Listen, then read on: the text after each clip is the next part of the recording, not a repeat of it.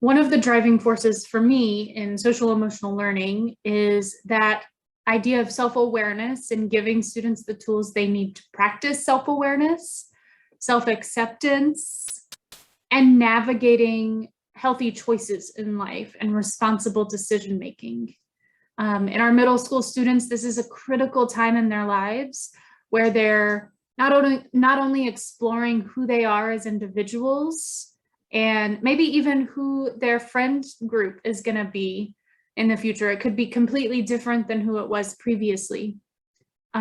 We see a lot of that come up. We also see instances of peer pressure and society pressure and how that's impacting who we are as individuals.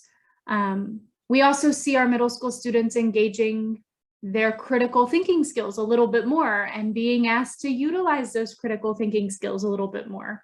So this lesson brings all of those themes together and really encourages students to think about who they are and who their friends are and how various decisions they make are a driving force in their future. So some key things that you want to stress in this lesson is navigating your differences in healthy ways. Some of that healthy conflict resolution, right? We all have a different perspective. We all have different opinions. Our individuality might come into play some in those decisions that we make. How can we still be friends? How can we still be together in this space if we have a differences of those things? So navigating those things and those conflicts, those differences of perspective and opinions in healthy ways. Another big thing you can stress is that intersectionality of peer pressure and society pressure and the way that we treat other people. If our friend group is telling us not to like someone for whatever reason, we're going to believe them. We're going to trust them because that's our friend group. So how can we stand against that? How can we stand against peer pressure and make our own decisions away from the influence of those outside forces? Another big thing that this lesson gives you the opportunity to do is helping your students come up with a way that they can make important decisions in life. So weighing our options, right? Making pros and cons lists.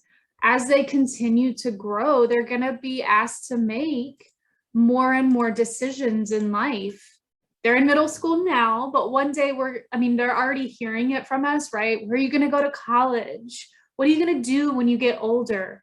So being able to come up with great ways to make some of those big decisions can really help in making healthy decisions in life.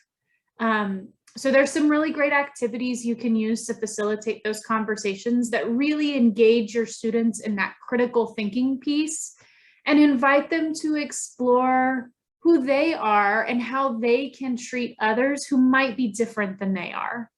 Kind of putting on someone else's shoe or someone else's hat to see from their perspective, from their point of view. And know that it's okay to have differences of opinions.